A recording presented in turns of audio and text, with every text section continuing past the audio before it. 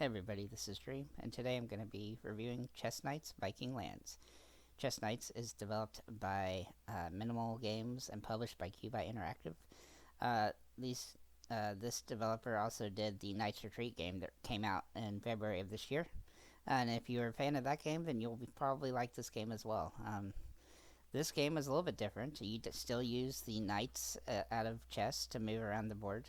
Only in this time, instead of having to go from one side to the other to win, you actually have to go from one side to the other to collect pieces and then get back to the other side of the board, to where you started.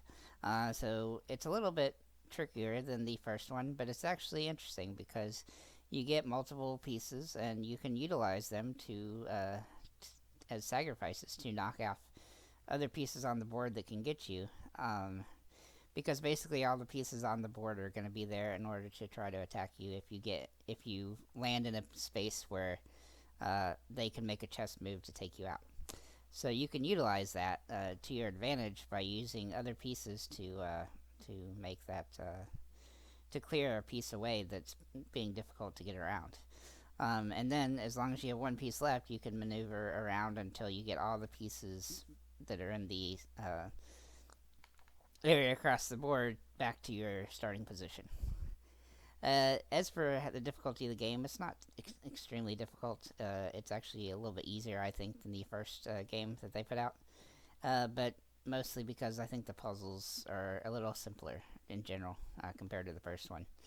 Again, because what you have to do in this game is slightly different, so that's kind of why.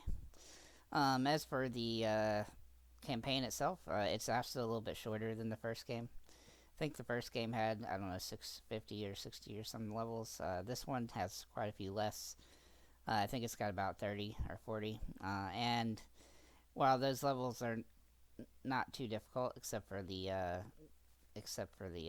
one particular area, which is called the Lost Ones, those are a little bit harder. It's a pretty quick game when it comes to that, and I've mostly completed everything already in the game, and I haven't had any trouble at all at this point. I just have one of the last ones levels left, and they're pretty simple. I mean, they're a little more difficult than the standard levels, but they're not too bad at all.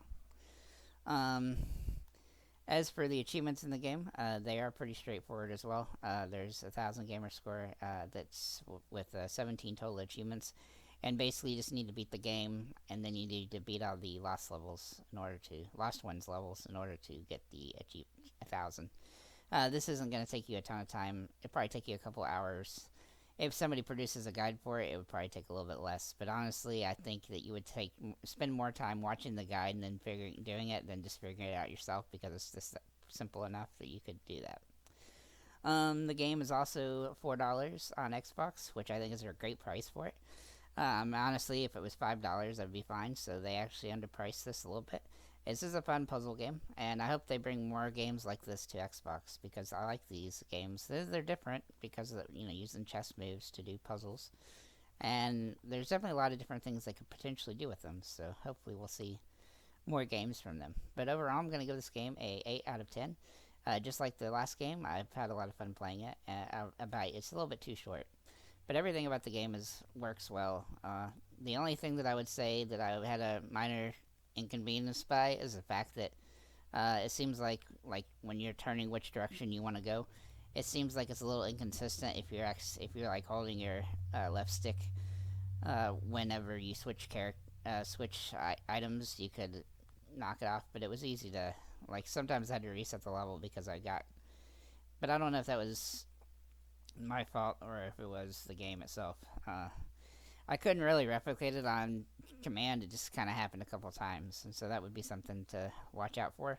But it's also super easy just to reset the level, so there's not too much difficulty there. I didn't really find any glitches in the game. Everything worked as intended. I was able to move about the levels, and you just have to be careful because you don't want to move into a position where they're going to take you off. So that's pretty much all I have to say about the game. It's a good little game, and I highly recommend it. So have a nice day, everybody.